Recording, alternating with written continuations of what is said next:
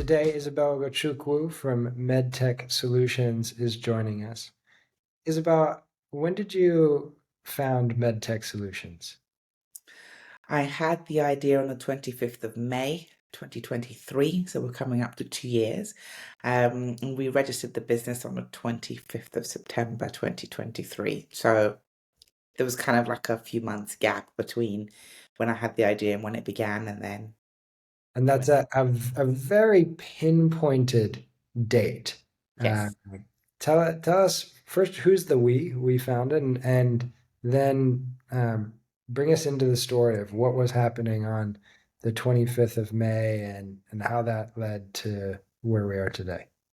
Sure. Well, I was alone for about a day before I brought my two co-founders on board. So it was a Thursday.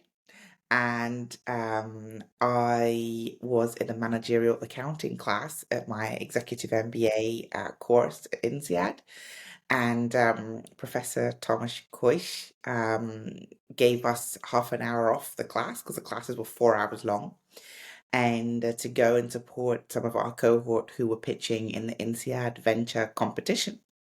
So off we went across the courtyard to a different building, and I wanted to try and see as many of the pictures as possible because I don't even think I'd ever watched an episode of Dragon's Den. So I'd never seen a pitch at all, ever. So I kind of, precipitated my way over and I caught the pitch before. So there was a pitch with some of the Singapore cohort, and then that was the pitch before the one with our own cohort. And watching the first pitch, they were amazing. Um, and it was short, sharp, to the point, all the relevant details without overloading the slides. It was just communication was stellar. It was brilliant. Um, and then when our European cohort guys did the pitch, it left me with quite a few questions. And it was a second pitch I'd ever seen, so at this point I'm still not even now an expert by any means. So I wrote down the questions, and then we went back to class. And then at the end of the class, I said to the guy, "Look, I have some questions. Would you mind if I share my questions with you?" And he's like, "No, no, that's fine." So I did. And of course, it wasn't so much questions, well, they were structured as questions, but it was sort of all of this is missing from your pitch. And if I put myself in the shoes of somebody who's got money who wants to invest in you, then it didn't answer any of this for me. So, he was like, "Oh, this is super useful. Thank you so much. And by the way, you're really good at this." And, just left it at that. I checked my phone, and so several things happening in parallel. I've got my executive MBA. I have an infant, right? Okay. And like I'm still breastfeeding, he's super small. I have a 2-year old, and that, husband who works for himself. So they're all on campus with me. And my infant gets sick. And so I look at my phone and my husband's like, "Oh, he's wheezing again, his lungs struggling to breathe." So off we went to the pediatric emergency unit, and the doctor's like, "Oh, where's his health book?" To which I respond, "Look, Mister, Sir, with all due respect, I have one of those for him, right? Has all his vaccination records in it and what have you." Now, as part of my executive MBA, me and my little family are traveling all over the world. We've already lost half a potty, don't ask me how, a couple of pairs of shoes, God knows how many pairs of socks, and I'm really usually on top of everything, but I am maxed out. I've gone back to work. I'm running a global business. I've got two children who are like two and, not even one. I'm doing executive MBA. So no, I'm not going to be bringing something so vitally important for the rest of his life with me on my travel. So there was this exchange where I tried to be very polite. And, the doctor was French, and so he gave me a piece of his mind anyway. And a, Um, and a man. I bet that didn't stop him from yes. offering his opinion. Yeah, he was a bloke, yes. And so and at this point, we've been there for hours, they've done all the tests, it's coming up to midnight, and we still have to go find a pharmacy, which is 40 kilometers away because we're in the middle of nowhere. And then afterwards, I realize I haven't eaten anything since lunchtime and everybody's hungry. So off we go to another town that's like another like 30 kilometers away to try and find some random pizza store open at 1 o'clock in the morning. And this whole time I'm just very angry and hangry and, hungry, angry, tired. And we've got two kids sleeping in the back. Totally not the optimal situation at all. Anyway, we get the pizza. We finally make our way back to the Airbnb where we're staying. I've got to be up at 6 o'clock in the morning. It's now like 2 a.m.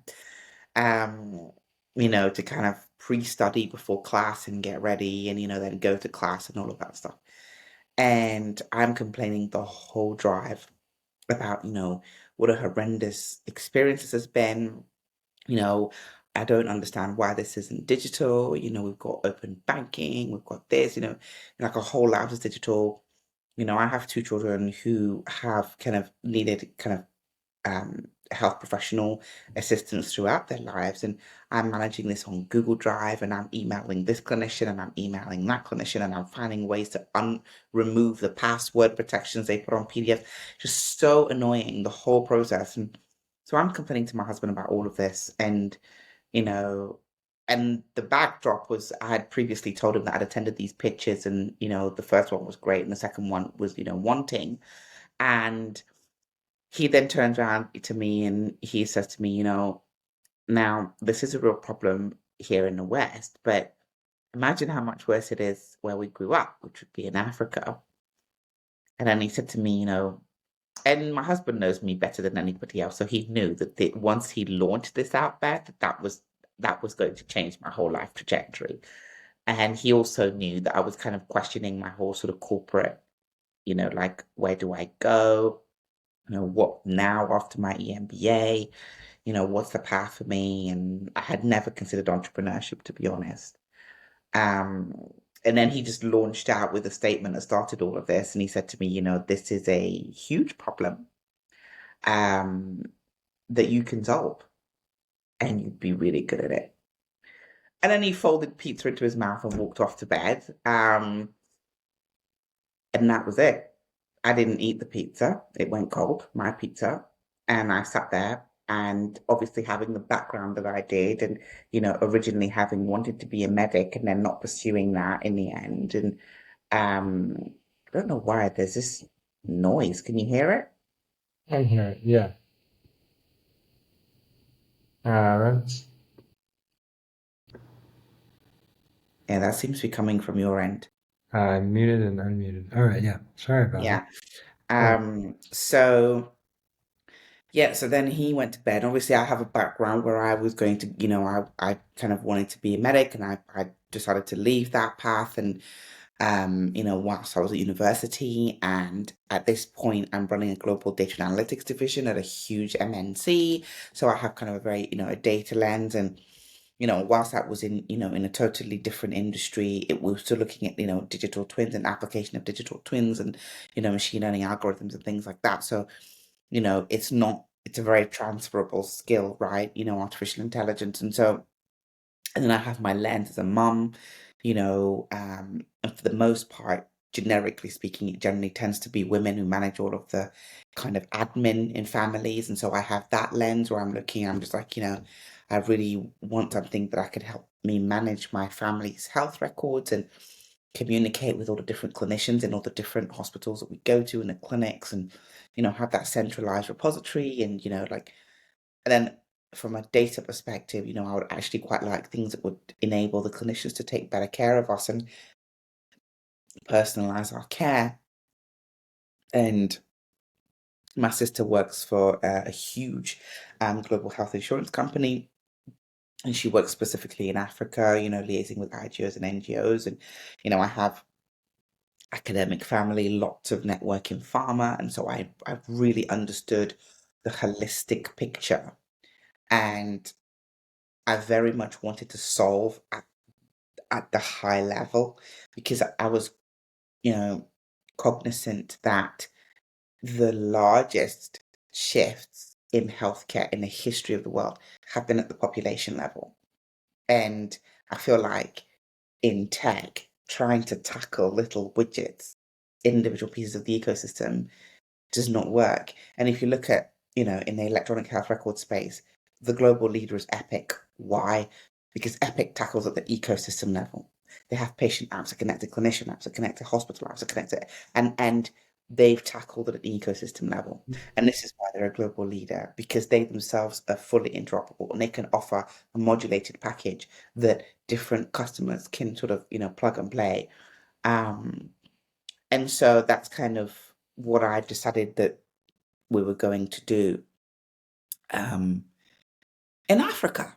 Um, so I drew out the initial ecosystem, and at 4 a.m., I started blasting the phone of my co-founder, our chief medical officer, Dr. Austin, who I've known my whole life. And, when he finally picked up the phone thinking there'd been a terrible emergency, I was like, no, we're going into business, mate. And then, we end up having a 4 hour conversation, which was magic. And then afterwards, I knew, okay, well, Celeste, she's like a product god, right? And she's like insurtech, fintech, health tech guru product.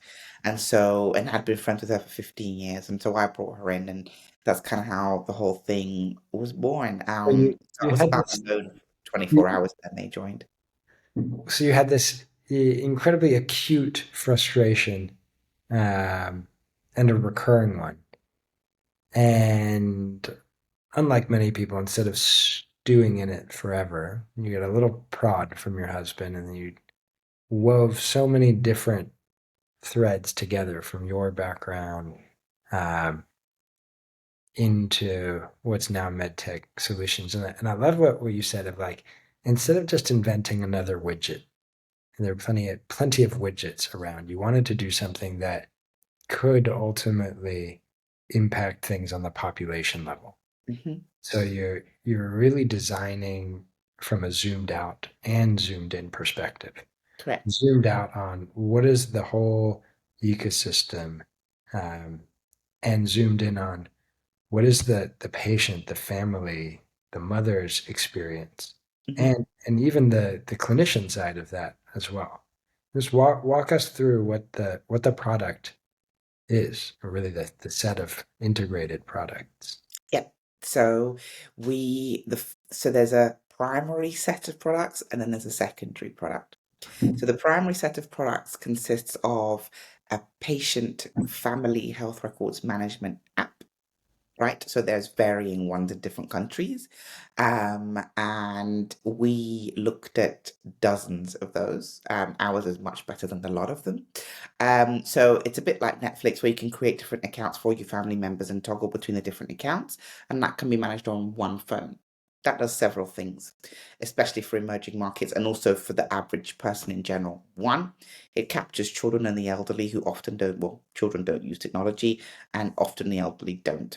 Their health records are managed by parent or child, respectively, and but those two groups are some of the largest generators of health data. And so not including them is a big mistake. Um, the second thing is that it enables us to bypass infrastructure challenges. So mobile phone penetration, roughly 40% across the internet, across the African continent. Internet penetration, a little bit higher. Um, and so it enables us to say, okay, well, if there's one person with a mobile phone, then they can manage it on behalf of the whole family, even where there's situations where not everybody can afford a smartphone. Um, and the third thing is that for many Africans in diaspora, it means that they can take care of their elderly parents from abroad, um, and they can manage what they're going through, their health, and be in communication with their clinicians from abroad, which is a huge worry when they're having even like, minor health things. But once your parents hit 70, like you start to sort of panic, right? So that sort of hits all of those things. And obviously for people like myself, mothers with young children, and husbands who don't want to do the admin, um, partners, it enables you to kind of, have that centralized repository so that you're not having to bump around different technology products to do something, because that's just one aspect of life admin, right? You'll have like all your fiscal administration, mortgage or whatever. And if you've got children who are in school, you've got all the education administration. So yeah, that's the first part. So we've got our family health records management application, and with that, they can book appointments, virtual or in person, and they can attend if it's in person, and piggyback off video if it's virtual. And then that's that part. Then the hospital is a customer. So the hospital pays, and we've taken electronic health records. We've done two very intuitive things with them. The first thing is that we've split it into two parts, and this is 2 years worth of research and development, working groups with clinicians, hospital, clinic, diagnostic center owners, people in the Ministry of Health. So we've split it into a business intelligence, insurance and financial reconciliation platform for the hospital management, and then an app for clinicians to manage their patients with.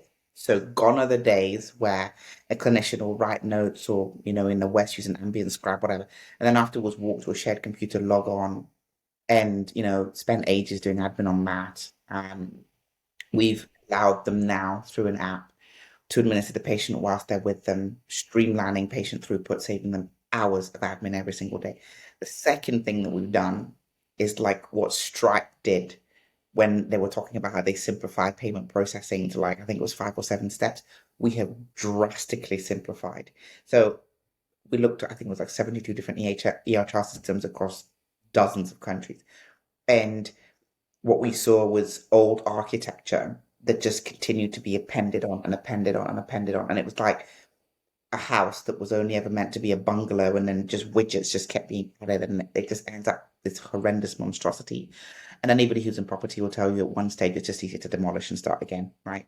And so having looked at all of those, like, okay, demolish, and looking at current and future architecture, where technology is going and the different technologies that we can leverage, how do we do this?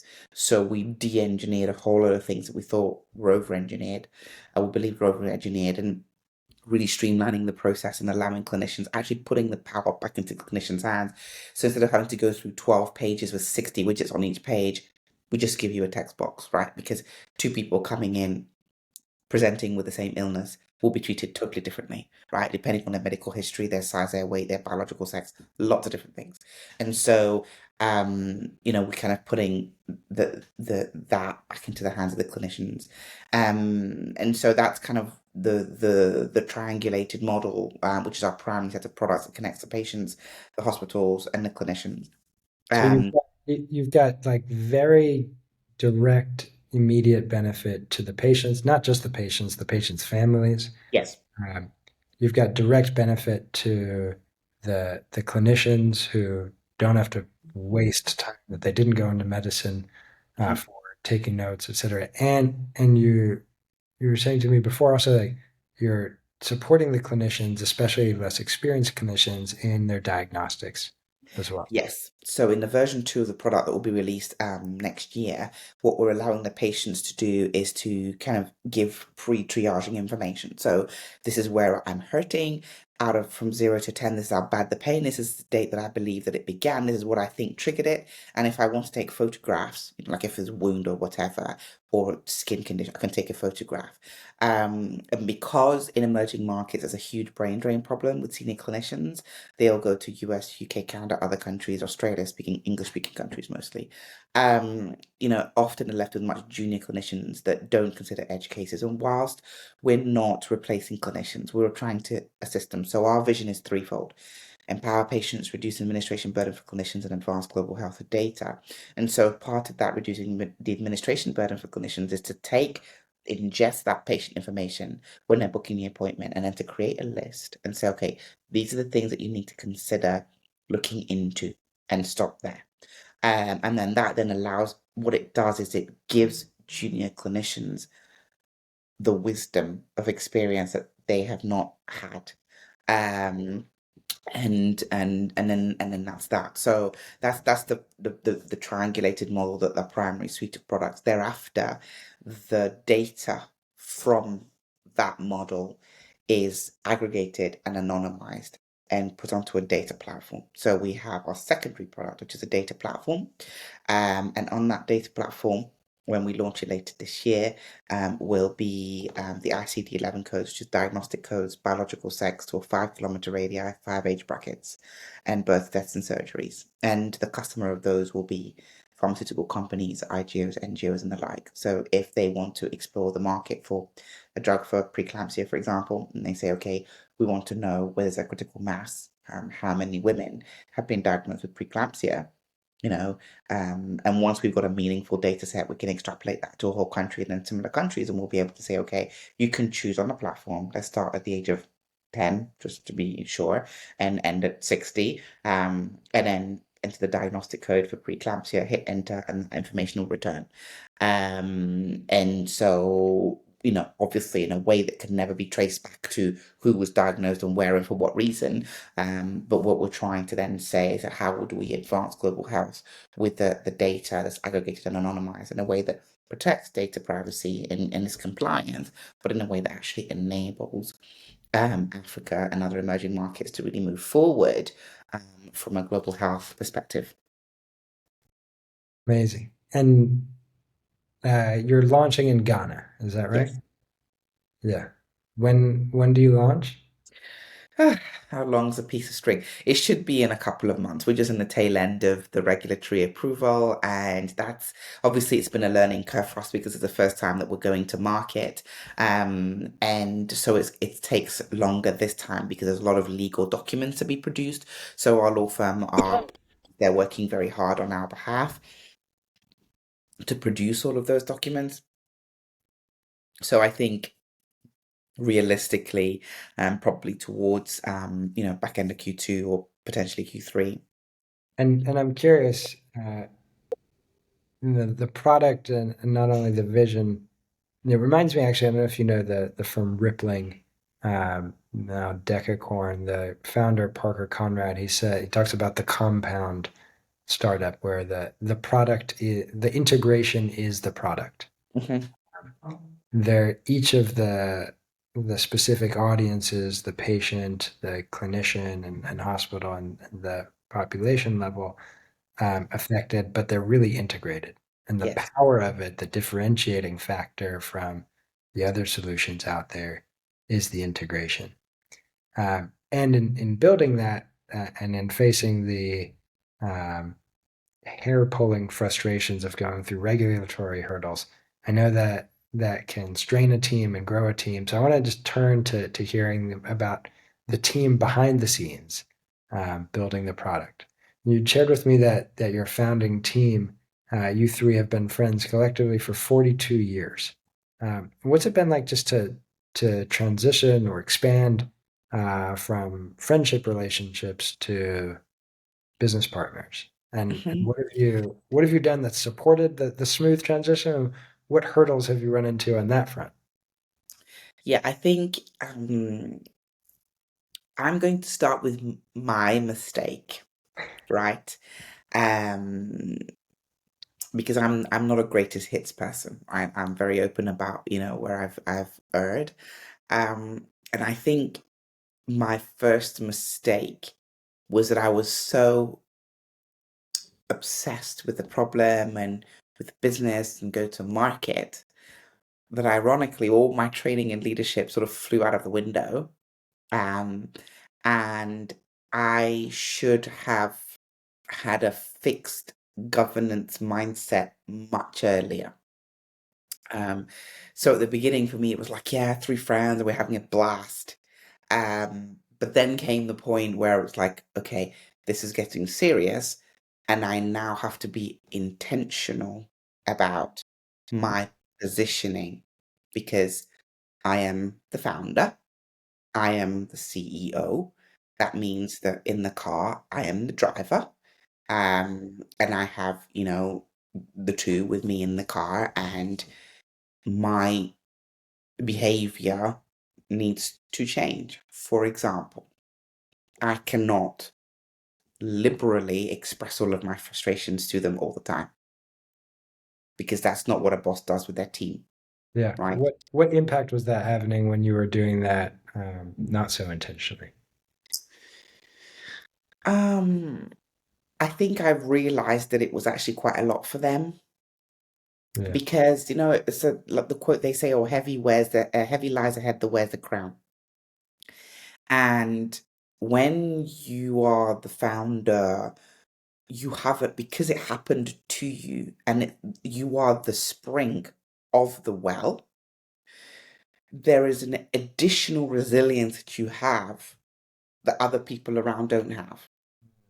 So you can have the worst day, but because a spring is inside of you, hope never dies. But you've called other people to drink from the well, but the spring is not in them, right? And so if there's days where, going further in the analogy, the spring doesn't bubble out enough for them to drink, to them it seems like the spring has died and hope is lost. But because you know that deep down it's just a bad day, that tomorrow there'll be water again. And that's very much to do with the ups and downs of entrepreneurship.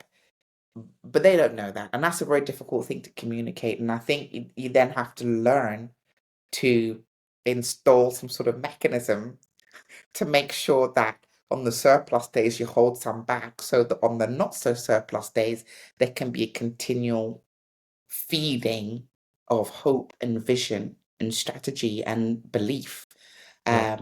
and gas in the tank so that they know that they're in the car and we're not going to break down. It's going to be okay. And And so I love, it's such a rich, evocative metaphor.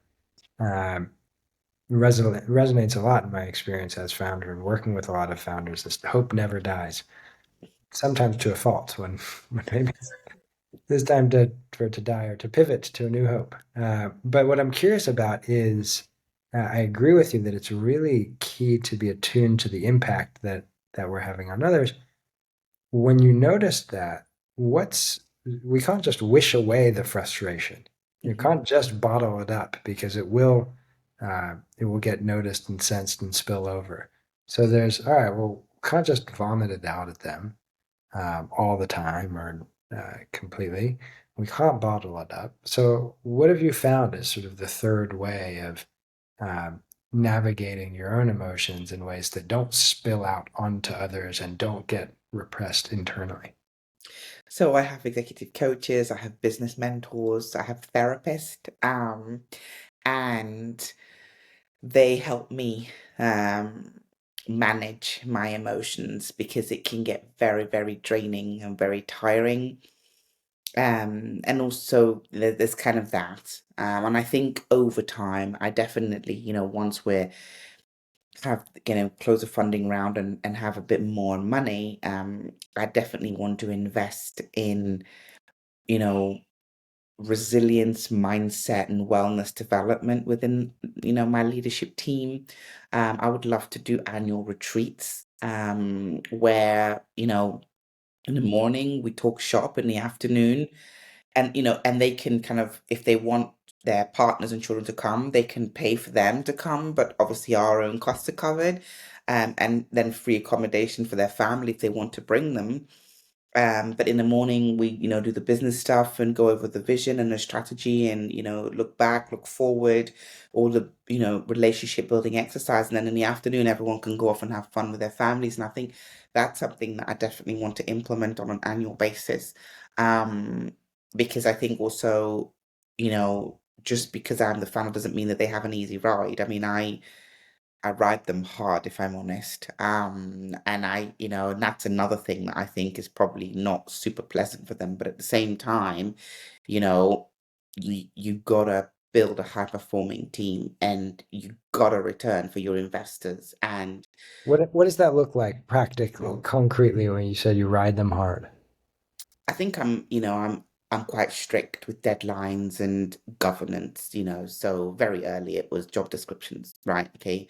So and then I did a lot of research and I looked all over LinkedIn, other similar startups, and then I drafted it and I sent it to them. I said, okay, add to this what you want, right? Because this is your, and then we kind of co-created after that and then had meetings and then closed it. And then that became everybody's job descriptions. And I also invited feedback into my own. And then afterwards, soon enough after it was, founder and co-founder agreements and vesting schedules and, you know, um, and on one hand, I've got investors that are like, nobody exits in 5 years anymore. So why do you want a 5 year vesting schedule? And then, I've got co-founders that like, we want a 3 year vesting schedules. Like investors are asking me for 10 years and you're here asking for 3 years and I'm there like big in the middle. So kind of having to try and negotiate and trade off with both sides, and come to an agreement. But, eventually everybody signed happy days. Now it's quarterly individual development plans, right? Because we're not having fun. We're having fun doing what we're doing, but at the same time, we're building global organizations. So we need to make sure that governance is bedded down so that when they start hiring their teams, that we have uniform governance, because a lot of what goes wrong in startups actually starts with governance issues. And that's kind of where my strong corporate, governance leadership background is coming in, where I'm sort of able to implement that. And also, it's difficult asking people who, like our chief medical officer, he has a full-time job. And by full-time, I probably goes 90, 100-hour weeks. And so, and then he's got three sons. And so, he also, and a wife. And so, how much extra time does he have and he's able to give is very difficult for him. And, you know, um, for a while, our CPO was also kind of working on other stuff, and she still also has kind of other projects. And it's all well and good investors saying, oh, are you all working on this full time? But are you investing enough for us to pay ourselves a salary? Because we're not in our early 20s. We have mortgages, we have things that we need to pay. And so I'm trying to be mindful of that, but also at the same time, we've got go to market, we've got deadlines, we've got investors asking on the other side. It's kind of we need to do this, we need to do that, we need to do that. And I think because I'm very sort of mission and goal oriented, Yeah. I try to kind of always kind of put that forward and say, we need to do this because we have to get there. And I Yeah. think that when you've been friends and then one person becomes your boss, it's, I can't honestly, hand on heart, I can imagine that it's not super easy for them. But also they're very mature, right? And they've known me for a very long time. So when we're not working, we're all pals, and they're older than me and it's a blast. But then when we're working, I'm the boss, I'm responsible. The thing lives and it dies on me. Yeah. And at the weight of that, I have to carry. And so I have to make sure that I'm helping myself and helping them achieve, helping the company grow, so that as it grows, I don't have to be so present from a governance perspective, because we put the foundations Yeah. and the Something that methodology. so many early stage startups miss is what's the organizational infrastructure. Mhm. They're so focused on product, they forget about the people with the team who's actually building it. So you've put in, sounds like, quite a lot of structure and a lot of thought. And what I also appreciate is the clarity uh, uh, about when we're in work mode and these are the relationships, and when we're not. I sometimes think about this like a stage. Like if you and these friends were putting on a play together, and maybe you're the queen, and great. So when you're on stage, you act like the queen, they treat you like the queen. It would be weird if afterwards you went out to the pub for drinks and you were still acting like the queen. Like, what's she doing? But when we don't decouple ourselves from the roles that we're playing at work, it creates that sort of confusion. You've Yeah, and I think also it's learning to be, to share with them my rationale, and to also hold space open for them to question.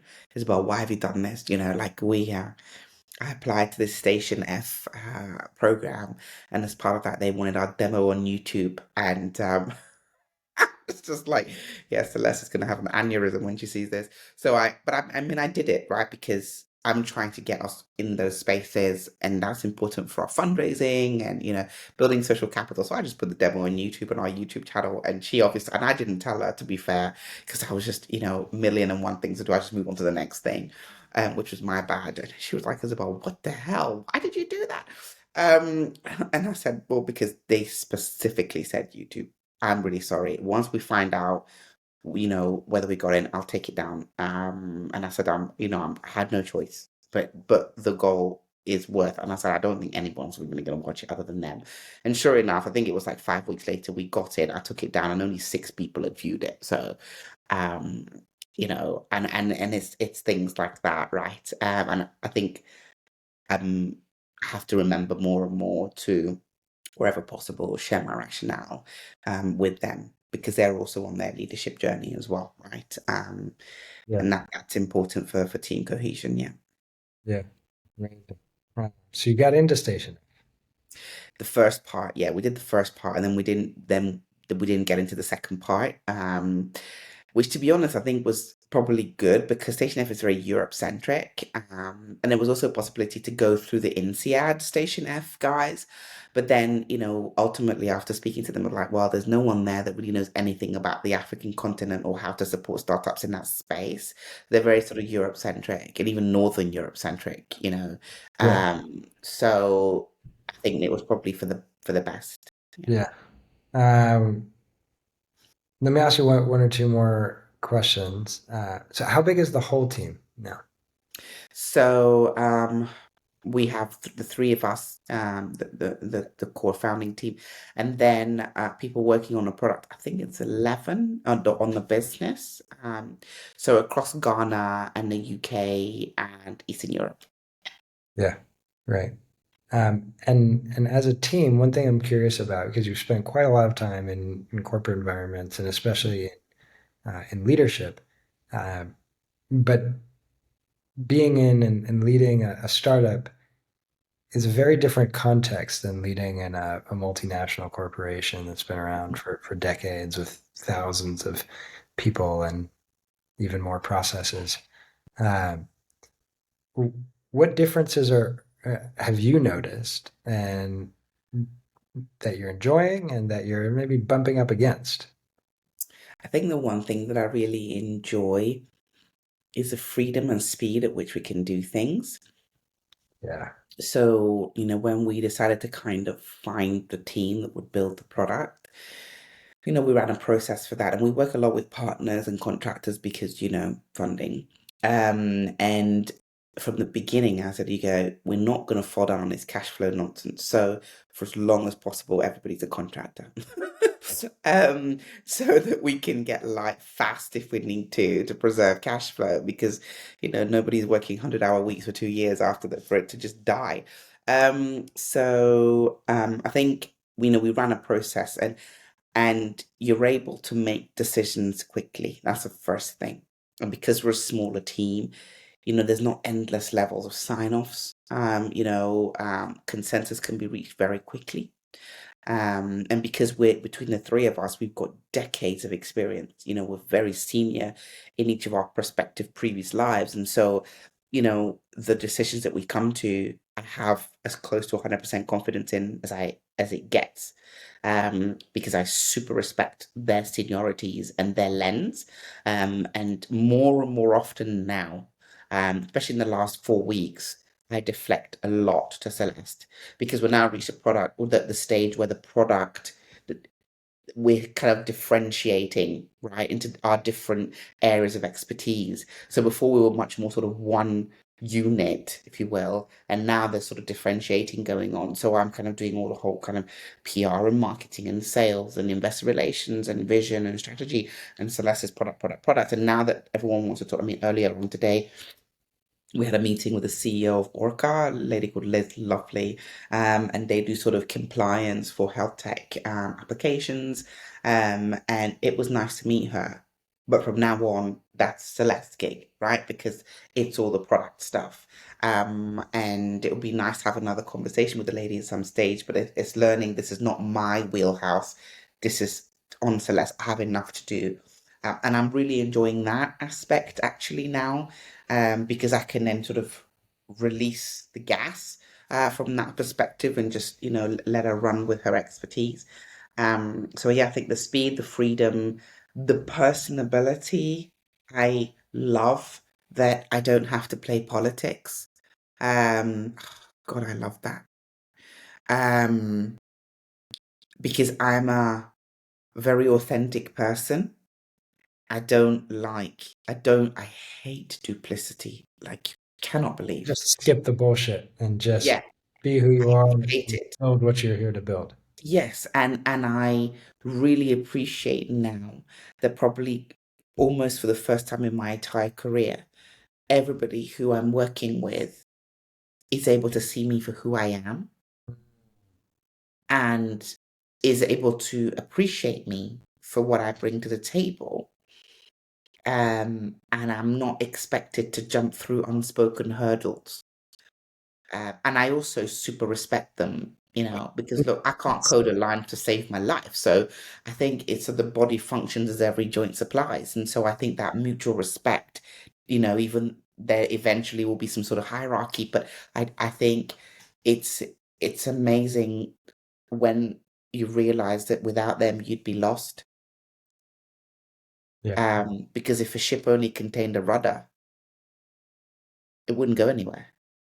And I think also the ability to really carve out those values in the organization of mutual respect and authenticity and openness and trust and yeah. And again, you really invested that in doing the deep dive, doing the comps, and then getting clear. And here's what I think our job descriptions are. I imagine letting that, as you're just describing with Celeste, letting it evolve over time. Okay, I was more involved with product. Now it's really you, and I'm doing these other things.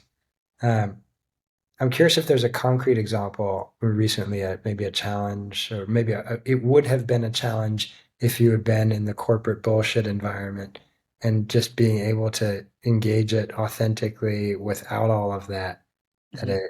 it was like, yeah, something refreshing. This is Yeah, so recently we were working on our V 2.0. Well, obviously, we're always working on product development. Um, and it got to a point where there were just a lot of screens. And, it's that trade-off between how much data do we want and what's the usability for for the user. In this case, it was a patient app. Um, and then one day, Celeste just announced, no, I just cut loads of screens out. And, and this is where I realized that I had matured in my leadership. And I was like, okay. And I didn't ask, what screens did you cut out? Why? Can I have a look? Etc. Like there was zero desire in me to manage her decision, right?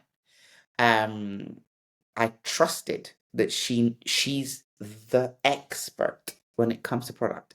I might have been the one who drew out the initial product ecosystem. I might have been the founder. I might have been the one had, provided like 90% of the product input for the yeah. first, year and a half, whatever. Yeah. This is brilliant. And It's the total absence of that reflex, and I'm guessing like out of absence of the fear that often we, yeah, I wasn't scared at all.